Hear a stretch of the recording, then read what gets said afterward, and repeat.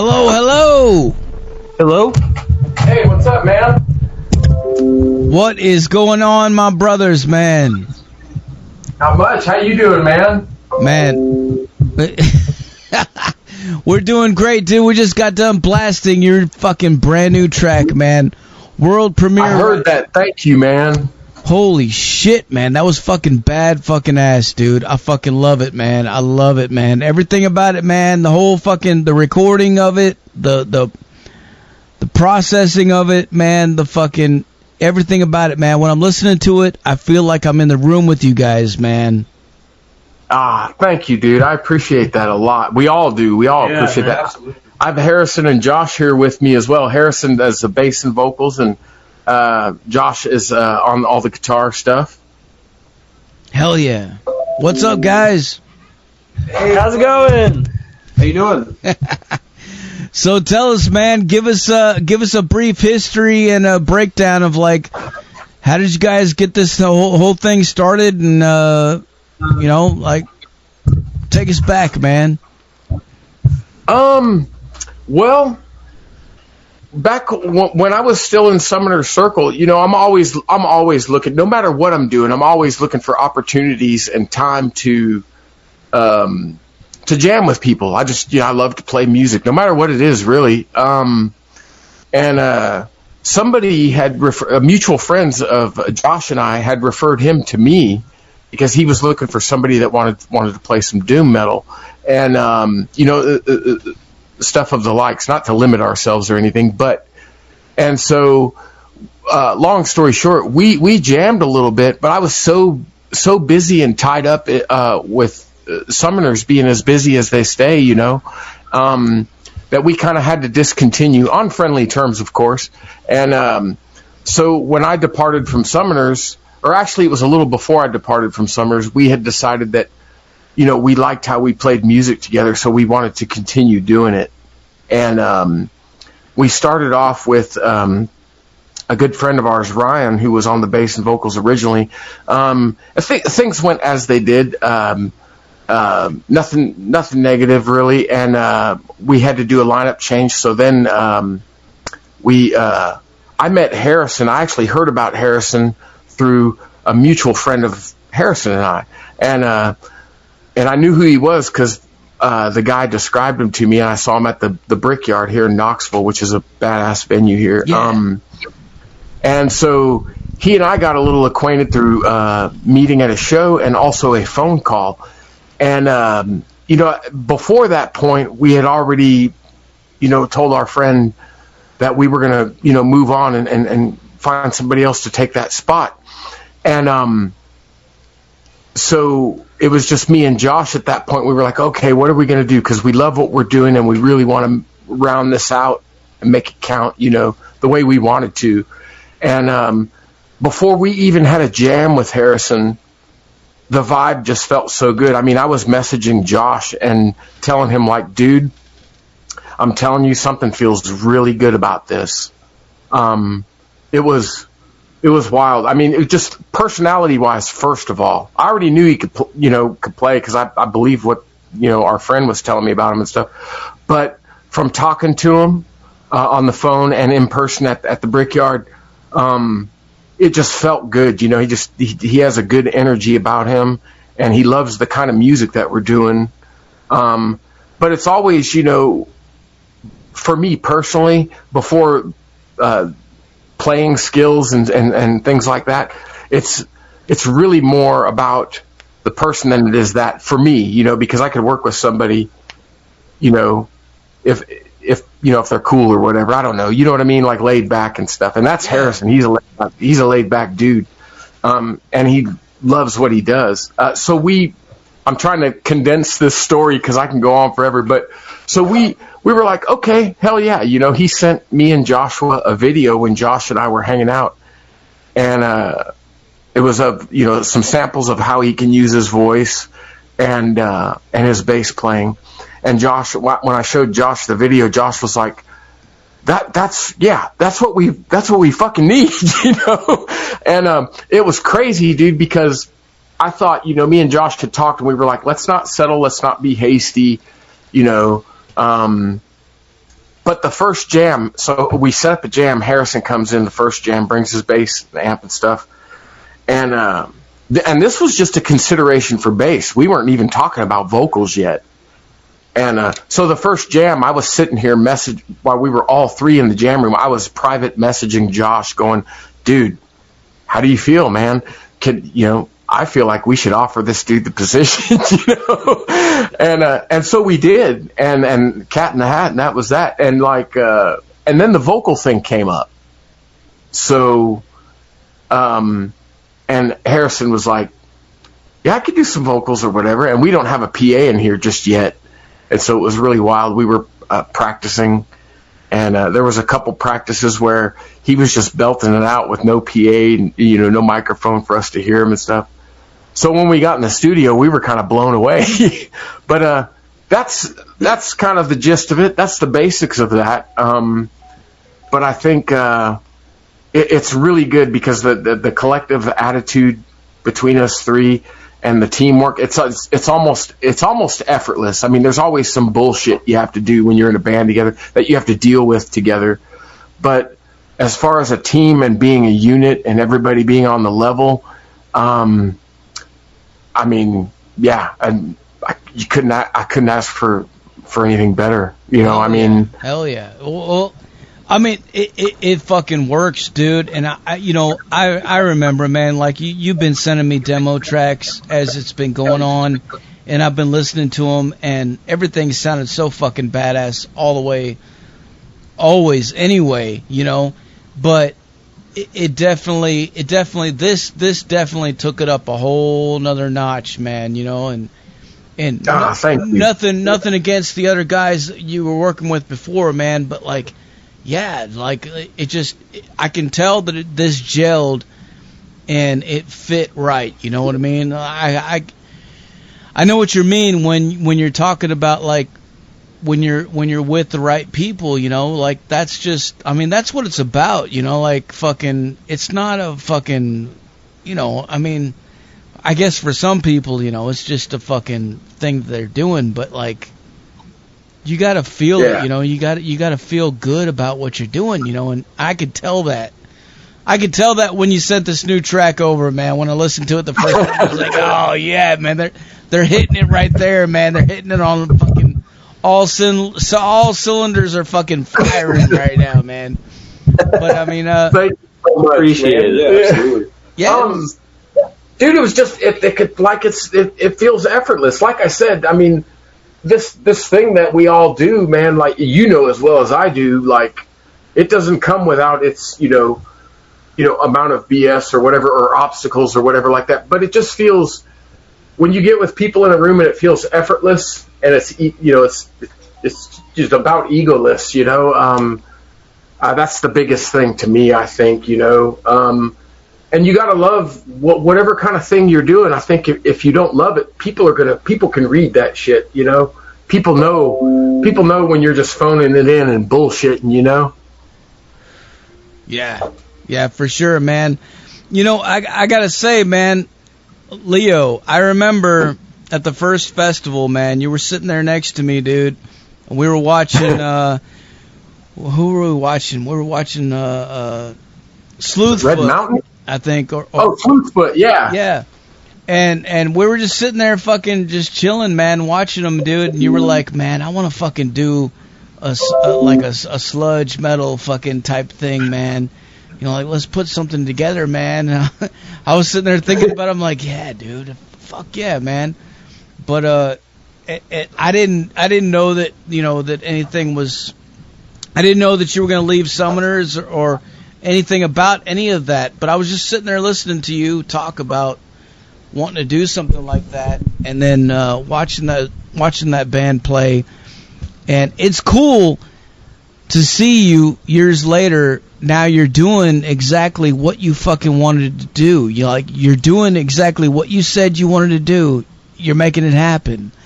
And that is so fucking cool, man. It's always cool to see people, talk about things and then actually make it happen, and do it. And you're doing it, man. And this is fucking great, man. I can't wait to hear more. Thanks, dude. I appreciate that. We're stoked to get back in and do the thing.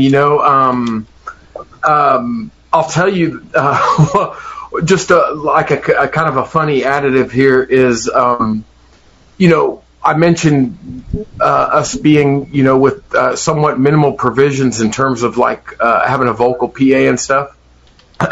So we knew Harrison could sing because he sent us demonstrations. They weren't the style of vocals that you hear on the track, but you could obviously hear that he knows how to use his voice, right? So we're in the studio, and I hope Josh doesn't smack me for calling him out on this. But we're in the studio with Danielle, and by the way, a shout out to the Wizard Productions and Danielle Fair. She really working the magic on our track. We very much appreciate it. Yeah, and Joshua went into the restroom. And he messages me. I'm sitting behind my kit just listening to the monitors because now Harrison's doing his vocals. And when he lets that first belt out of vocals hit, dude, it scared the shit out of me.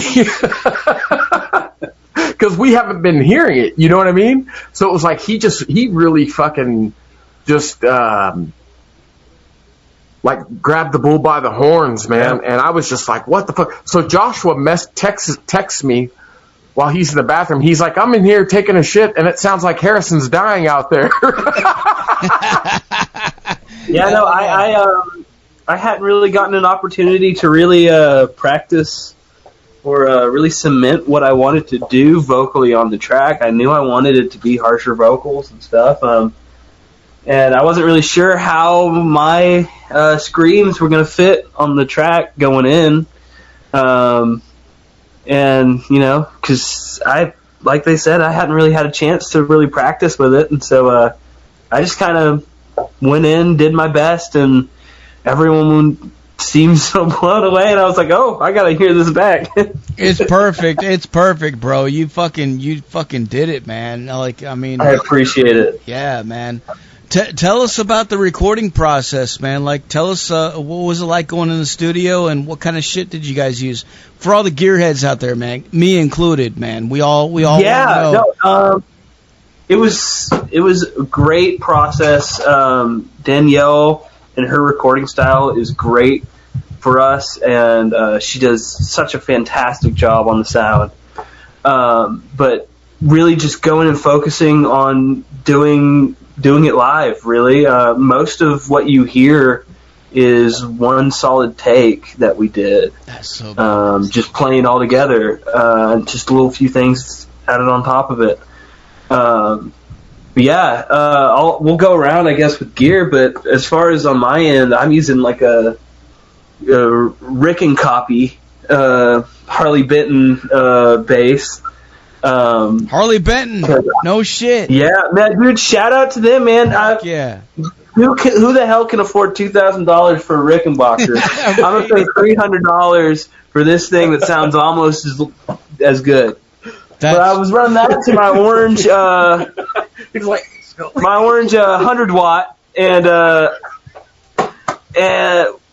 Danielle and my fuzz was actually something I got recently. It's the Justin Chancellor fuzz wah. Was the fuzz I was using. Nice. And then Danielle was running me through the Soul Invictus, which is something that I had not used before, but I think is definitely a contributor to the ballsiness of the tone. Man, you know what? I just got to jump in here, man. You laugh about the Harley Benton thing, and I know it's funny to a lot of people, but like that's fucking cool. Like that speaks volumes to people out there listening. To a lot of bands, a lot of musicians that are trying to get in on this shit and get some good sounds, you don't have to spend fucking thousands on a fucking instrument. I mean, like nowadays, there's companies like that make good shit, man. Absolutely, my whole bass rig is probably less than $1,000. Fuck yeah, and that's all. And it can compete with pretty much any fucking bass rig out there. Dude, it was loud, it's powerful, it's got balls, man. That's all you need. That was one of the first things that I said to Leo when I was listening to the track. I was like, that fucking bass, man. What the Fuck yeah, I appreciate it, man. Hell yeah, man. Hell yeah. You tell them about the amp. Yeah.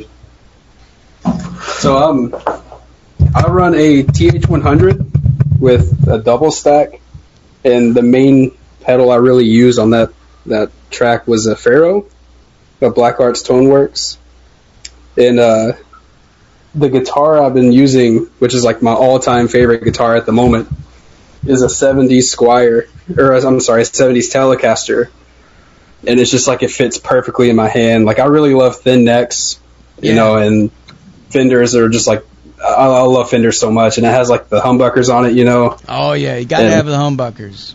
Oh yeah, man, like it's just, I love that guitar so much. Yeah, I feel like a lot of people might be surprised to learn that guitar tone is a Fender. Yeah. Dude, I mean, fucking Fender's been around for years, man. They make good shit. You know what I mean? Like, oh yeah, absolutely. Yeah, man. And like, first and foremost, like I'm a blues player more than I'm like a doom or metal player, and so like I'm able to get like both of those types of tones out of that one guitar. So it's always like, you know, you get like the pretty like clanky, you know, sound tones that you can get out of it, and also you can click on a fuzz and just get like the metal, you know, thick tone that you want.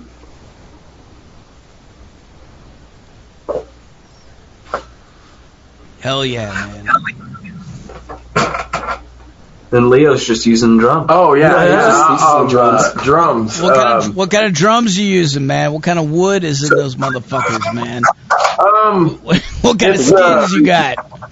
It's blue vein throbber wood. No, I'm just kidding.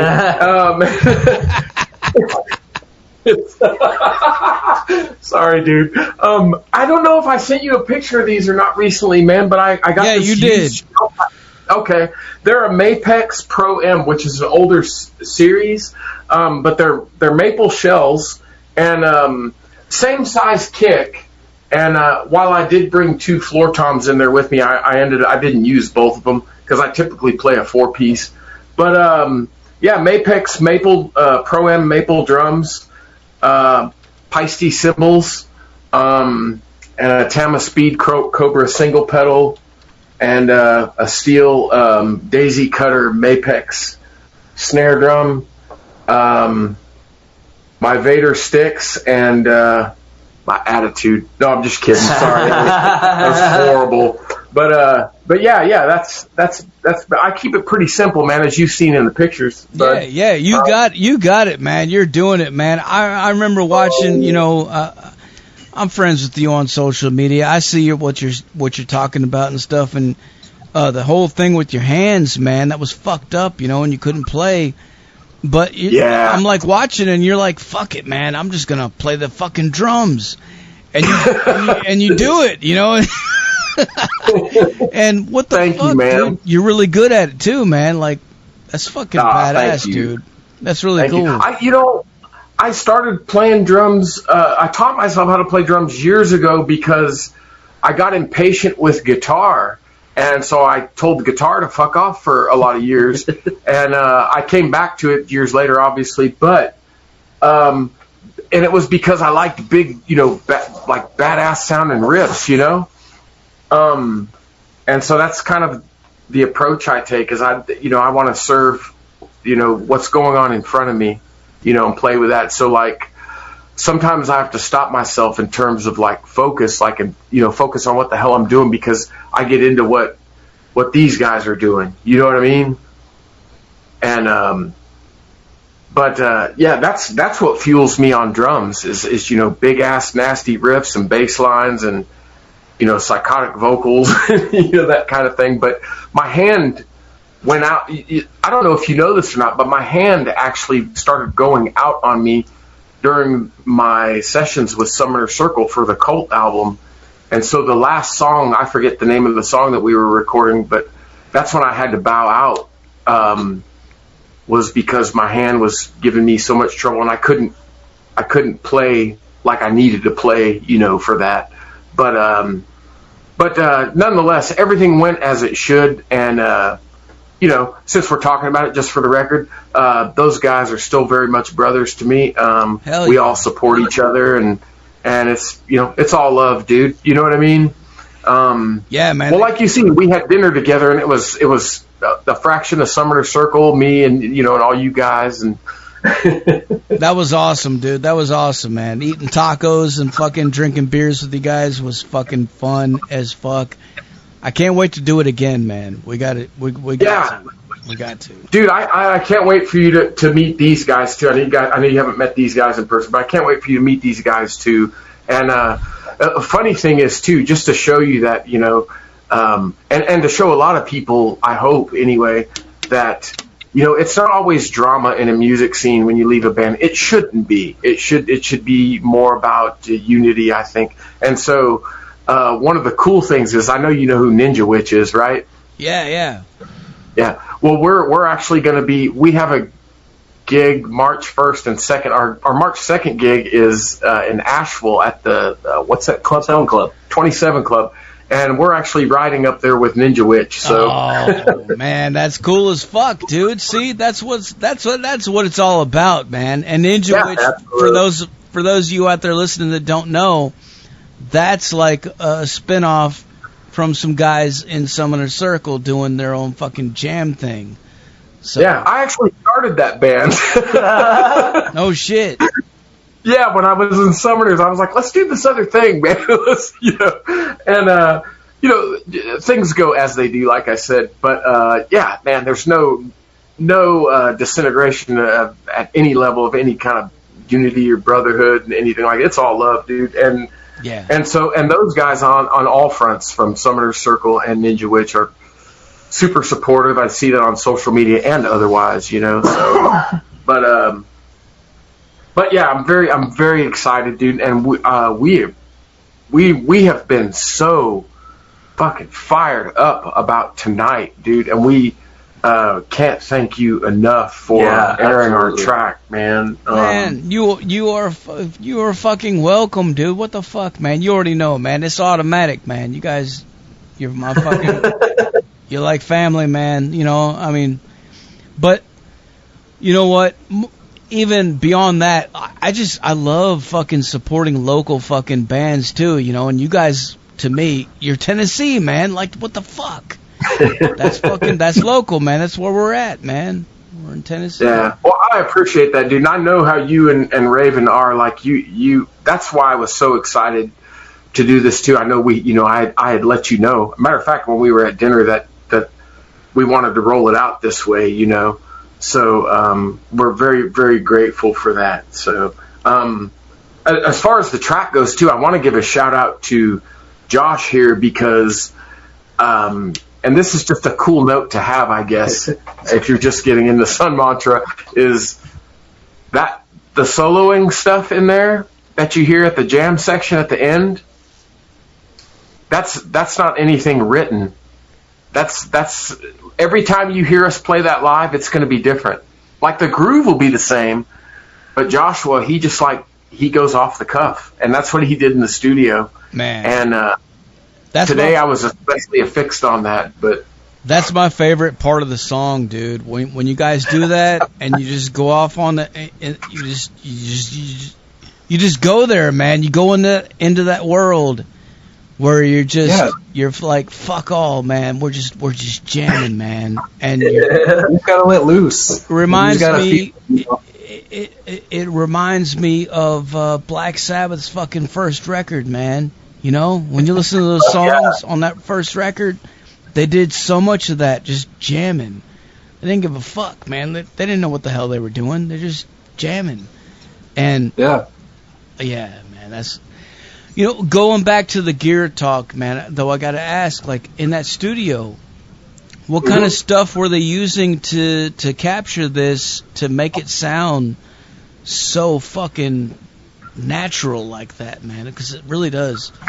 Sounds good. Man, mostly, I think, SM57s. Was a lot of it. Yeah. The mic, man. Got one sitting right over here. But I wish I could remember some of those really cool drum mics that Danielle was using, because there was some really cool stuff. She puts a lot of time and effort into like what she does.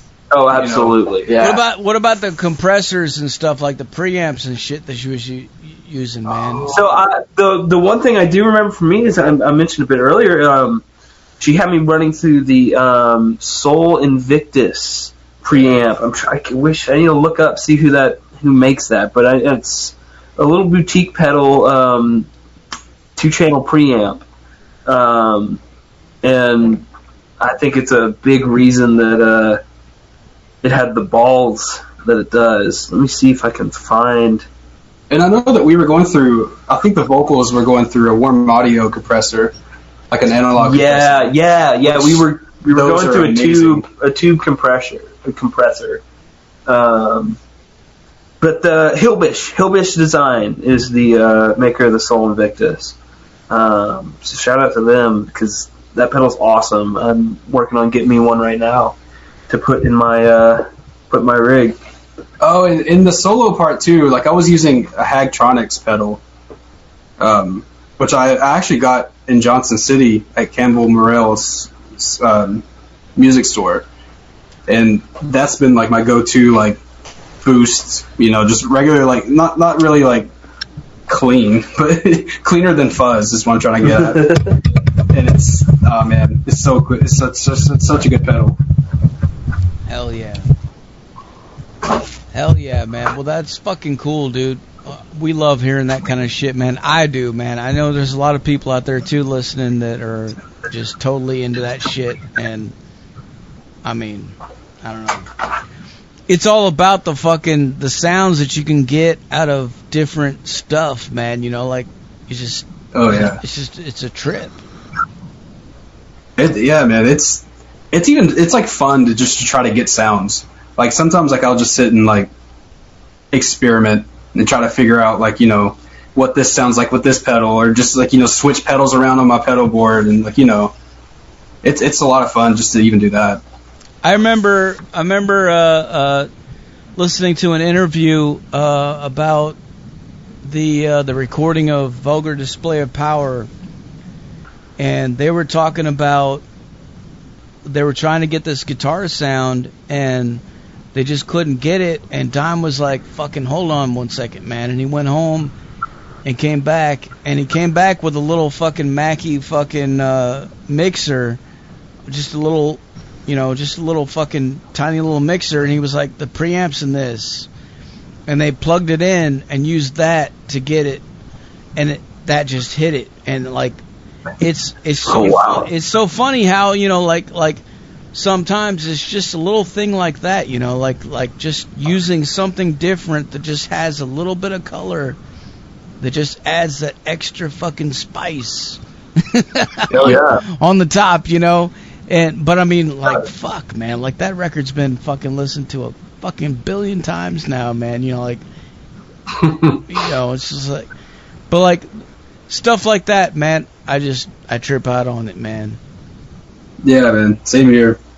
So tell us about the song lyrics and stuff. Like, what is this song about? Like that's up to the listener, man. For all you know, I could be babbling. I could be saying the most profound thing you ever heard. That's for you to decide, my man. My favorite lyric is "Skin the rat where it's hide." Yeah, it's such a good line. Yeah, the funny thing about that is like it was before we went in the studio. We actually nailed it between us three. We were like, we need to get some lyrics nailed down for this. Yeah, and, it was pretty last minute. Yeah, it was very like, I'm going to say a week before. Yeah. So it's funny that you asked that, Zach, because I swear I was thinking about that today. Like, what would this, like, I know how I interpret it, but like it, and I had expressed to Harrison when he, when we all decided that, like, hey, yeah, let's go for this vocal thing. I was like, I really like metaphoric shit a lot, where it can mean a bunch of different things to a lot of different people. So I think like Harrison said it best, you just kind of leave it open to interpretation, right? Yeah. Hell yeah. Hell yeah. Or take it on its face. We're singing about wearing rat jackets. So what do you guys have coming up for the future, man? What do you want to tell people out there listening right now, man? Like what? Yeah, we got some shows coming up. We got one coming up on the 1st at the Pilot Light here in Knoxville with Windrider and Realm and Stormtoker. That's going to be a fucking awesome show. I'm super stoked about that. Windrider's badass. They're one of my favorite bands to come out of the area, and they've been super supportive of us. And super nice people. We really appreciate it. And then we mentioned earlier, on the next day, we're doing Asheville at the 27 Club with Ninja Witch and Fourth Horse, doing our two-day tour. So we're excited about that. Then we got 29th at Capone's. Oh yeah, he's got a little thing coming up. All right, right on. Yeah, no, we got a list here. So 29th Some at shit Capone's. you can't say on there though. Oh yeah. No, I know which ones we can't. Okay. But yeah, so the 29th at Capone's in Johnson City for all our Tri-City friends, and April 6th with Basque at the Brickyard here in Knoxville. Super stoked about that. Basque is another one that I've been listening to them for a long time. This is a really cool thing to be able to play with them. I'm excited about that. Other things that I've not announced. Yeah, we have a few other things that on the burner. Being out soon. And you guys submitted to the fucking Tennessee Metal Devastation Music Fest 2024, correct? Yeah, we did. We did submit a ticket there. Hell yeah, man. Hell fuck yeah, dude. What? You've got my fucking votes, goddammit. You got fucking 666 billion fucking votes, motherfucker. Fuck yeah. We didn't know if we could mention that or not. So. Yeah, well, of course we can talk about who submitted for sure, man. We'll talk about who submitted. We're hoping that our news don't get us knocked out of the running for this. Yeah. No, we'll be announcing fucking shit very soon, man. Raven is hard at work, fucking looking through everything and doing everything she's doing, and yeah, man. Awesome. Hell yeah, man. Well, thank you guys so much for fucking hanging out and talking to us, man. Fucking, I'm about out of questions for you. Is there anything else you want to add to let the people know, man? Where can they go? Where can they go right now to buy this fucking song, man? You guys gonna put it on? We're putting it on Bandcamp tonight. So be on the lookout for that. Go check our Facebook and follow us there, and our Instagram, and we'll post there when it's up, and it'll be on all of the streaming services here very, very soon, and we will put an announcement within a week, and we'll put an announcement up when that is live on Spotify and Apple Music as well. So Bandcamp tonight. Be on the lookout for that Facebook post, and go check it out. It'll be up for free. Pay what you want. Everybody go check it out. Give it a listen. Give it a million listens. I don't care. And we might have some merch on there as well. Yeah, we have some limited T-shirts that we're trying to raise some money, to get more T-shirts. I got one of your T-shirts earlier this week too, man. Fuck yeah, dude. I've been wearing it, man. Fuck yeah, man. Thank you for that too, by the way. Yeah, you're welcome, man. Absolutely. Thank you guys, man, for seriously all the not just for us, but everything you guys do for the underground and the independent bands. Yeah, absolutely. And people out there, slugging it out. I mean, hell, you guys are slugging it out with all the things you do too. So, you know what? I would like to mention one more thing. We try to keep as much in-house as we can in terms of running the band and stuff like that. And so we're going to have some, like Josh and Harrison said, we're going to have some shirts up on, the ones we sent you up on Bandcamp. Josh has since taken over kind of the art direction of things with the band. And I'm you've seen some of it, Zach. And so we're very excited to get that on some stuff for you guys too.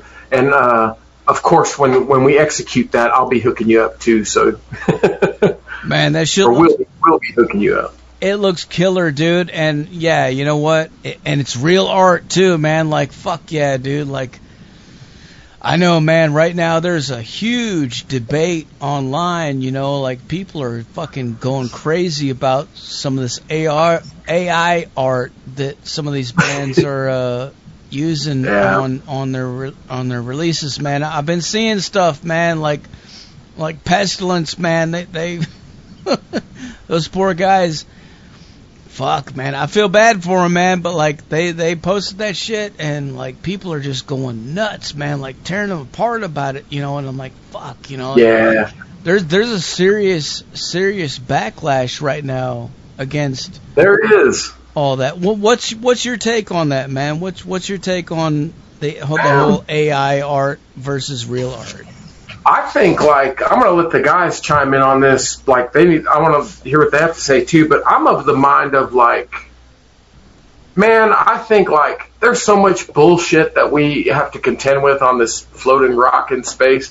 I say do what you want and do it as much as you want. Whether it's, if you want to hand draw it, if you want to stick a paintbrush clamped in your ass and paint a picture, if you want to finger paint it or paint it with your feet, or if you want to, you know, I think whatever you want to do, if it feels good, go for it. That's my attitude. I'm the same way. Like, actually, most of the art that I've created is actually through Midjourney, and I go in and edit it and move things around and add different textures and stuff like that to it through Photoshop. And I'm the same way with Leo. Like, you know, it still takes a mind to create this sort of piece of art that you're trying to, like, portray. You know, like, I still, like, I've done drawings and stuff like that, but it's nowhere near as, like, you know, Midjourney rendering or anything like that. So I'm always, like, an advocate for any type of art, you know, whether if it's drawing, painting, you know, AI.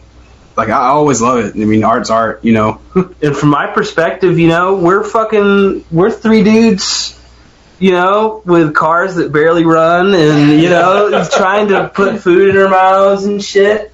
You know, it's one thing for, you know, some dudes making some music out of our fucking garage to make some edited AI art and use that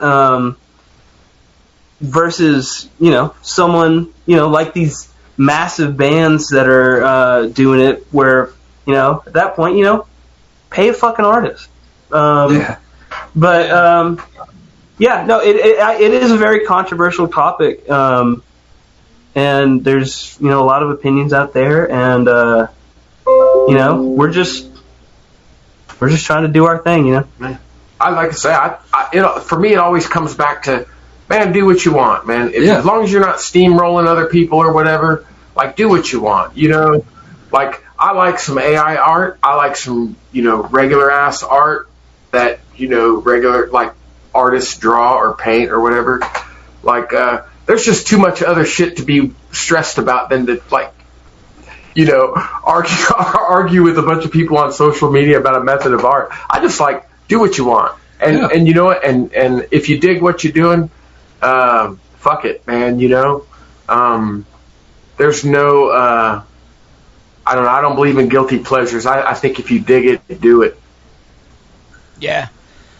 I hear you, man. And yeah, I don't know. Like, I feel like, yeah, I guess like smaller bands that can't afford it or whatever, you know, like, I can kind of understand it, but like at the same time, it's like, man, some of these motherfuckers, like, you know, some of these motherfuckers that do art online are just so fucking cheap. It's like, it's not that, I don't know. Yeah. But at the same time, I get it, you know, but like, yeah, it is a bit weird when you see big bands that, you know, they have a big label behind them, you know, they have a big budget, and it's like, wow, really? But whatever, man. I'm not gonna fucking knock a band for doing that. Like, I'm not gonna not listen to them just because of that or anything like that. You know, I don't believe in the whole thing, man. Yeah.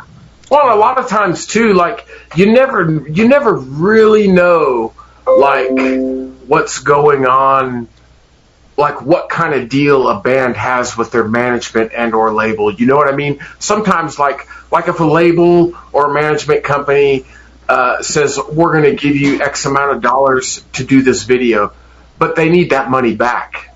You know what I mean? So I think sometimes, and I don't mean to sound pro AI against, you know, or more organic art, but like, you know, those are things to consider. Nobody really knows like what their deal is in their business. You know what I mean? Oh, like yeah, with the of course, man. Yeah. A lot of times it's the management and the label that are doing things that you don't even know what they're doing, and you just like, you know, they send you something. Like, okay, you know, like what the fuck, you know, like so. Yeah, it's kind of like people ramping up about like. Gosh, this could open a whole can of worms here, Zach, and I apologize in advance, but it's kind of like people talking about these, you know, big bands that are going back out and doing the thing, and they're like, it's a cash grab, and I'm like, well, are you a plumber? If you're going to plumb somebody's house or fix their toilet, like, are you doing that as a cash grab? Or I mean, you know, would you do it if you weren't making money doing it because you love doing it?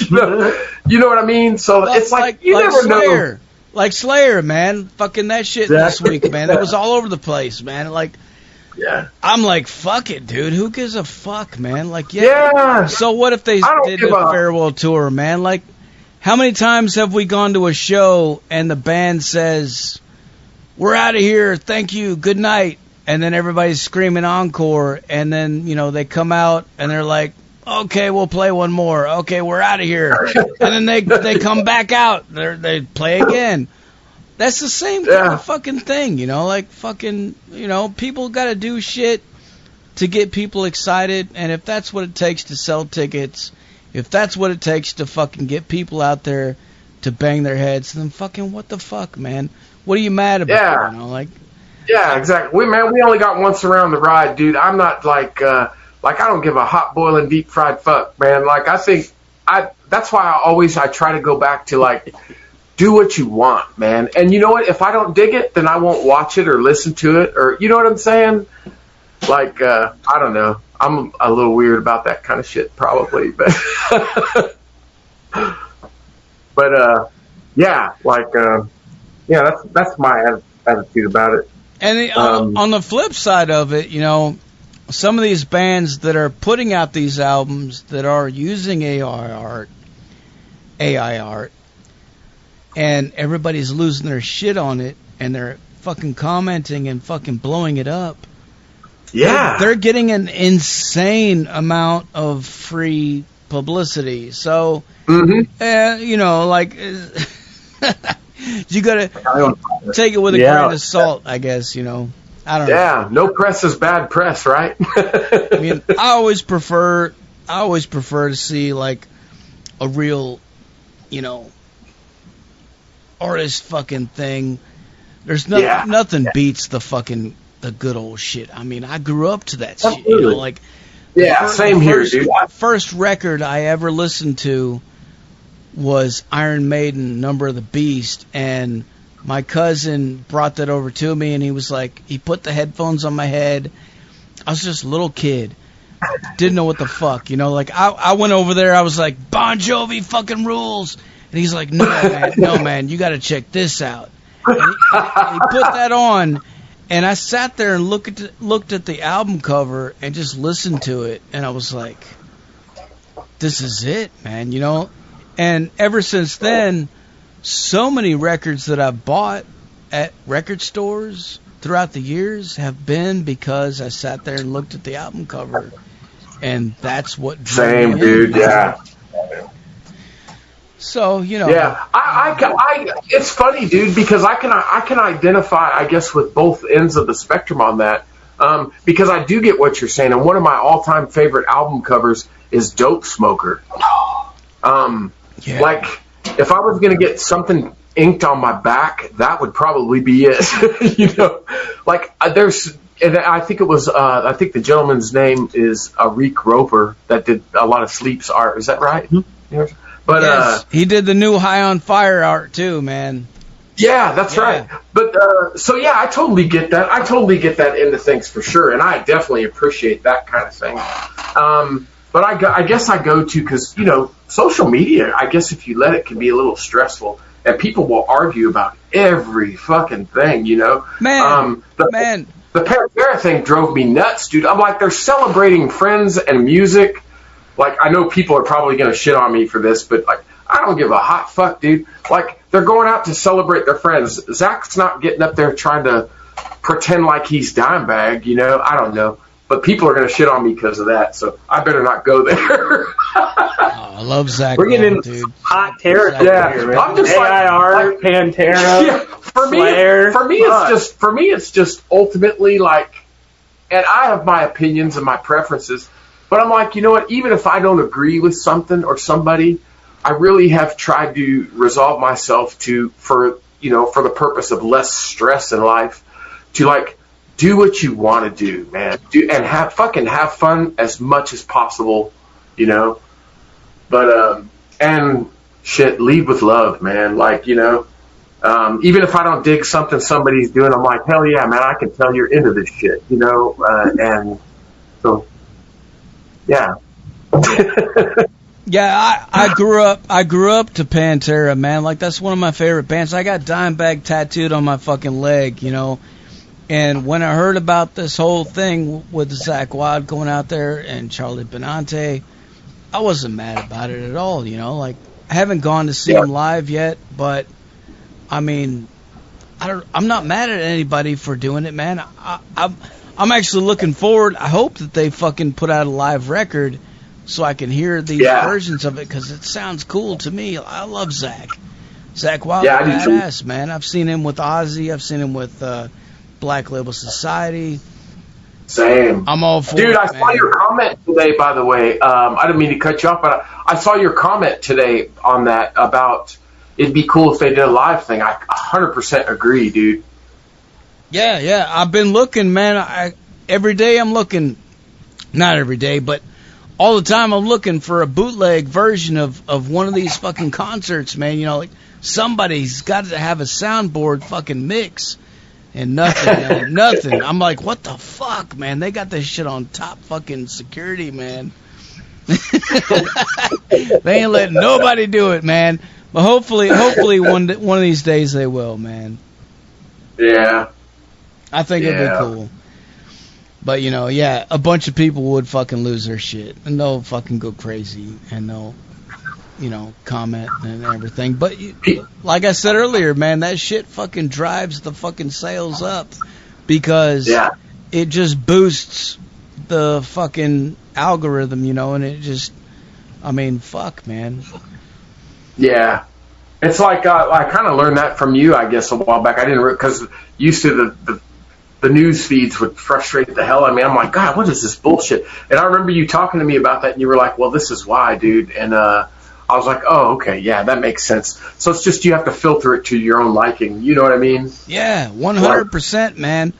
Once you start doing that, it's fucking golden, man. Like, yeah, I've been doing that, man. I filter out motherfuckers if they're talking about politics, religion, anything bullshit like that. I'm like, get the fuck out of here, man. Filter that shit, and I'm like, yeah, presto, man. Nothing but fucking metal. Nothing but fucking good times, man, you know, like, because that's, you know, fuck, man. Ain't nobody got time for that shit, like that fucking meme. That fucking lady. Yeah. You know what I'm saying? Ain't nobody got time for that. You know what? I was slacking. I was telling the guys, too, Zach, I was like, I need to try to count how many times Zach says fuck during the interview, and I forgot to do it. I lost count after about 15. You guys are screwed, Harrison man. was trying to count. It's my favorite word. That was like, and that was like in the first couple minutes too. We've been doing this for a while, so. Well, I got to get off here, man. I got to blast some more fucking tunes for these maniacs, but before I let you guys go, can I get you to make us a station tag real quick? Yeah, how do you guys want to do this? Yeah. This All is, together? so we'll do like, You need me to prompt you, or you already know, man? We are some mantra. On 3? Yep. Okay.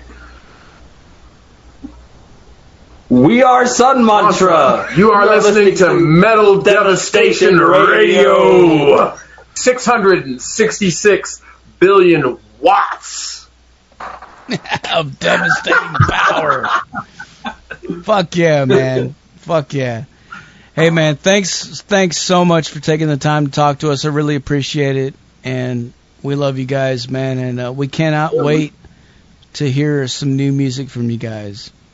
Dude, thank you guys too. Like, seriously, you and the whole family there. Like, we really appreciate this, and we were more stoked than I can put into words to debut the single with you guys. So thank you guys, really. Yeah, absolutely. Yeah. And are you and Sebastian? Before we go, are you and Sebastian still belting the riffs out? Hell yeah, dude. Hell yeah. We got a new song coming up soon, man. Hell yeah. Dude, keep me posted, man. I really enjoyed hanging with you guys at dinner recently, and we need to do that again, because I really want you to get a chance to hang with Harrison and Joshua, too. Absolutely, man. Absolutely. We will do it. All right. Hey, give the family big hugs from us, and we love you guys. Thank you very much, brother. Yeah, thank you so much. Thank you. Much love, man. And thank you guys again, man. Thank you so much. Thank you, brother. All right, man. We'll talk to you later, man. Cheers. Cheers, brother. Have a good night. There you have it, folks. Sun Mantra live on the Zach Moonshine Show with Metal Devastation motherfucking radio. Like I said earlier, man, put your speakers in your fucking windows, put them in your front lawns, put them in your neighbor's driveway. Do whatever you got to do.